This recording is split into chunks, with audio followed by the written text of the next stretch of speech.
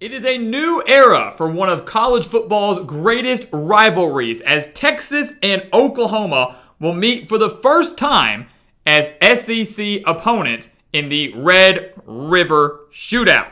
And the Longhorns are massive favorites in this game. Historically, over the last decade or so, this has been a pretty close series. But Texas is a massive favorite on Saturday afternoon, which begs the question, will the Longhorns dominate just like they did in 2022, or will Oklahoma pull off the massive upset and send the number one team in the country home with a loss for the second week in a row?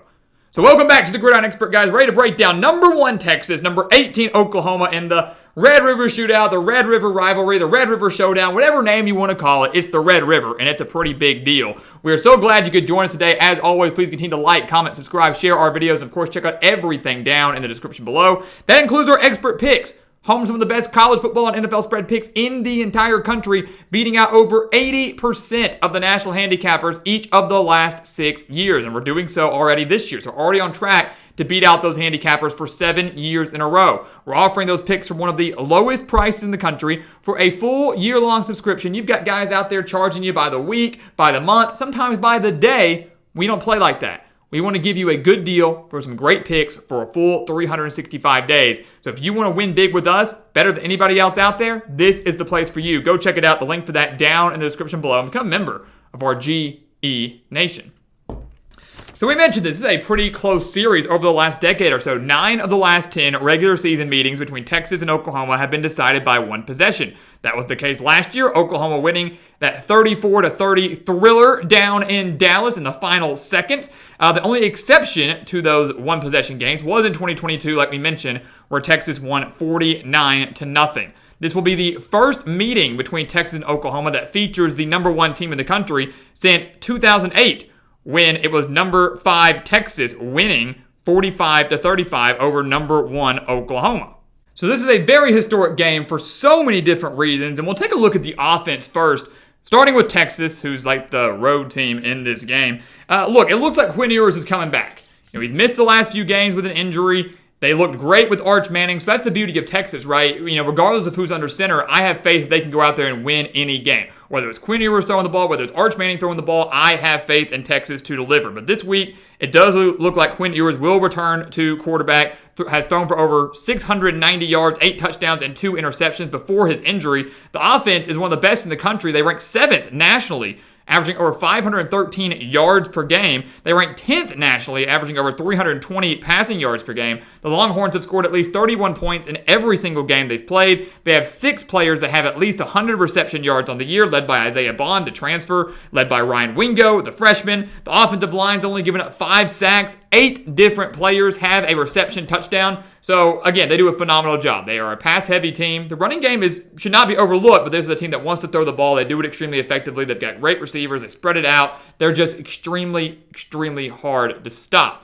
And that's going to be a big task for Oklahoma's defense, which we'll talk about here shortly. Take a look at Oklahoma, though. They've got major concerns on the offensive side of the ball, and we knew that coming into the season. A lot of Oklahoma fans didn't want to believe it, but the writing was on the wall that they might struggle offensively. The offensive line was completely revamped.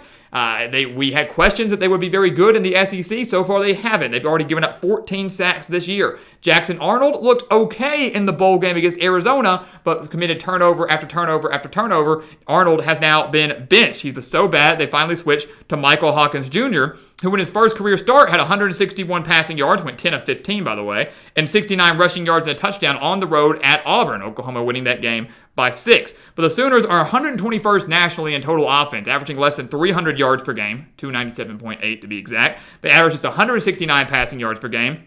And they average just 128.6 rushing yards per game. So they're 121st overall, 118th in passing, and 100th in rushing. They've got to figure something out. They've got to figure out something offensively, give them some sort of spark against this Texas team. Because if it becomes some sort of shootout, the Red River Shootout, Texas is going to dominate. I don't believe Oklahoma's offense can keep up. They've also got to do a better job of keeping care of the football. And the Sooners have committed 5 turnovers in 5 games. They're averaging a turnover a game.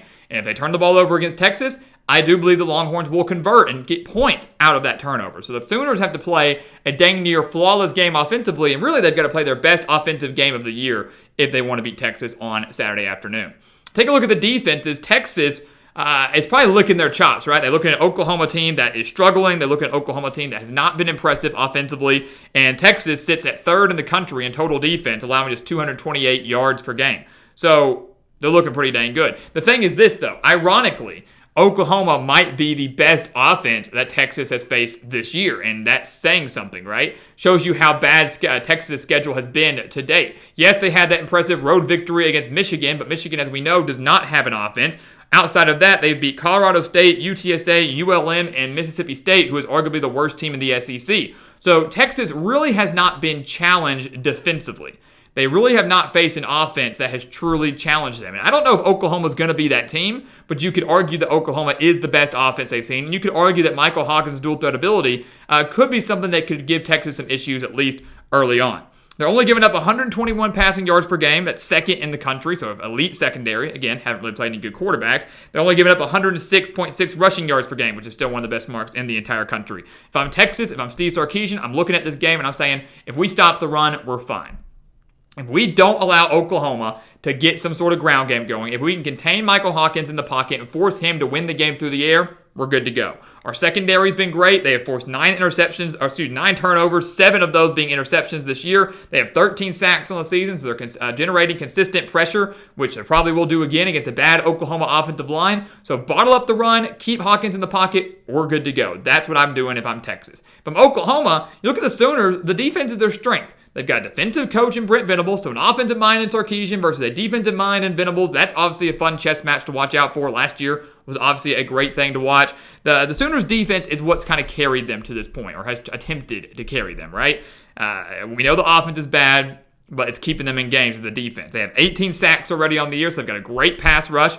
They've got 13 forced turnovers on the year. 8 of those, ironically, are fumbles. So Texas kind of dominating with the interceptions. Oklahoma dominating with pressure and forced fumbles. They've got to create pressure on Quinn Ewers. That's one thing that Oklahoma could have going for them. Ewers is one of the best quarterbacks in the country. There is no denying that. But he's coming off an injury. He's coming off of multiple weeks where he hasn't played football, and he's going to get thrust in to one of the biggest games of the year for both these teams. Maybe he could be a little rusty at first. If Oklahoma can get after him early, rattle him a little bit, maybe force an early interception or two, that could keep the Sooners in this game. The Sooners are going to have to win this game through their defense. The defense forcing Texas into third and long situations, forcing turnovers, stopping them on downs, creating favorable field position so that the offense doesn't have to consistently drive the ball, 70, 80 yards down the field.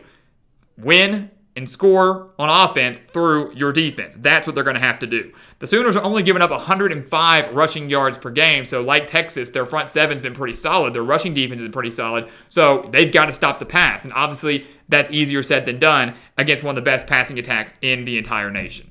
So this is an interesting game, guys. Again, a new era. The first game between Texas and Oklahoma as SEC members. Oklahoma got the last laugh in the Big 12. The Sooners winning the final matchup between the two in the Big 12. Who gets the bragging rights now to say we won the first game in the SEC?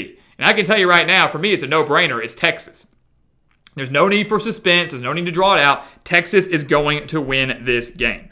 Look, crazy things happen in rivalry games. You never want to underrate rivalry games. You never want to underrate or overlook the Red River rivalry, guys. I mean, this is, a series. There were 9 of the last 10 have been decided by one possession. But I think that's not going to happen this year. Texas is just too good on both sides of the ball. I have no reason to believe Oklahoma's going to find some life offensively or turn things around offensively. I think the Sooners struggle to move the ball. I think Texas comes out hot in this game, kind of seeking revenge from last year's loss, also anxious to prove why they are the number 1 team in the country.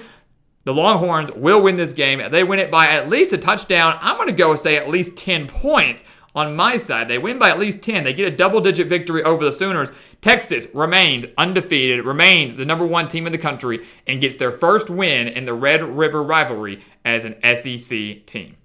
So guys, as always, thank you so much for watching us here at the Gridiron Expert on YouTube. Make sure to continue to like, comment, subscribe, share your videos, of course, share our videos, and of course, check out everything down in the description below. That includes our expert picks, some of the best college football and NFL spread picks in the entire country over on thegridironexpert.com. Go check those out. Sign up for those today. Get picks like this. Get some of our other best bets. We're on a 6-1 run in college football and hitting over 60% in the NFL. So do not miss out on that. Again, the link for that down in the description below. And once again, as always, thank you so much for watching, and we'll see you next time right here on the Gridiron Expert.